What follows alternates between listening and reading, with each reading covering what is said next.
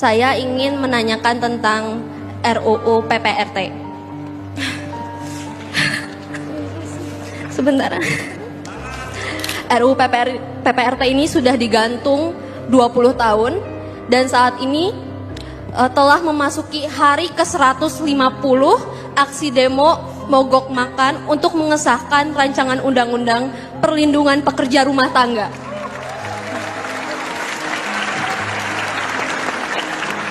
Akibat tidak disahkannya RUU ini mengakibatkan 10 juta pekerja rumah tangga bekerja tanpa perlindungan dari payung hukum. Semangat, ayo kita kasih tepuk tangan dulu untuk Dinda.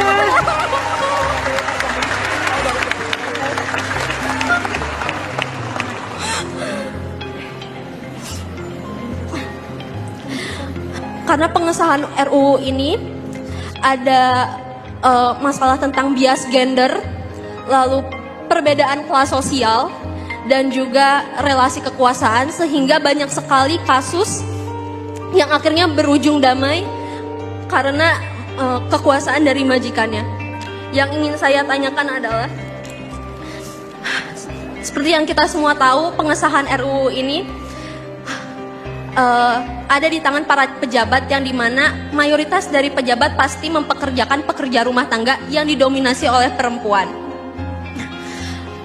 Bagaimana langkah yang akan Bapak ambil untuk menjamin hak-hak pekerja rumah tangga? Karena selama ini undang-undang ini ditunda selama 20 tahun karena tidak ada yang mewakilkan suara dari pekerja rumah tangga. Saya sendiri sebagai PRT, Pak. Saya di sini mewakili.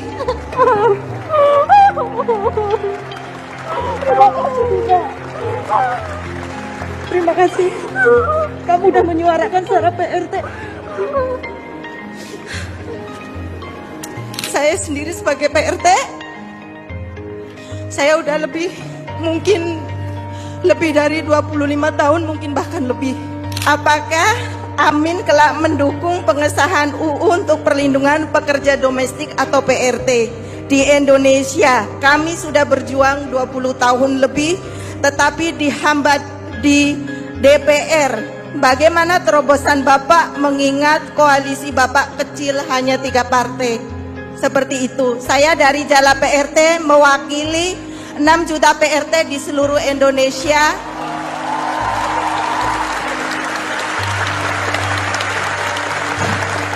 Kami keluarga miskin dari 40 juta penduduk di Indonesia yang kami mencari nafkah sebagai PRT untuk menafkahi keluarga.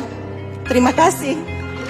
Prinsipnya, dan menurut saya RUU ini harus diproses, harus dituntaskan sehingga ada perlindungan kepada para pekerja rumah tangga di Indonesia. Tuntaskan itu.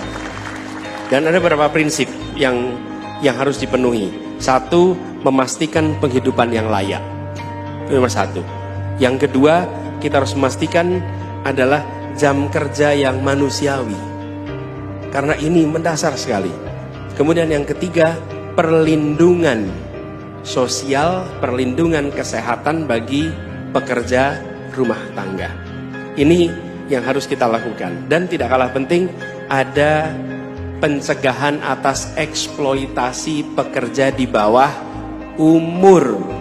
Jadi umur minimal untuk bekerja itu harus diterapkan sehingga memang mereka akan terlindungi. Lalu sanksi yang tegas kepada pelaku kekerasan terhadap pekerja rumah tangga.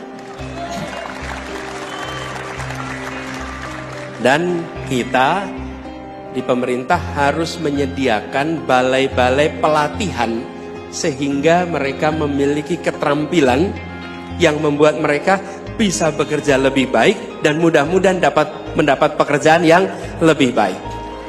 Bahkan yang tidak kalah penting adalah bantuan untuk mereka ikut kejar paket.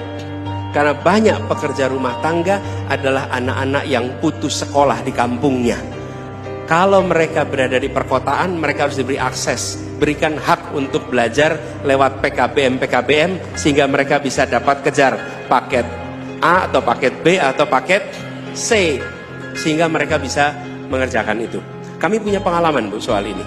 Ada pekerja rumah tangga di tempat kami yang bekerja hanya lulusan SMP dan kemudian lulusan SD mungkin, dia kejar paket SMP, kejar paket SMA, dan sekarang dia sedang kuliah di universitas untuk dapat gelar sarjana bagi dia. Oke?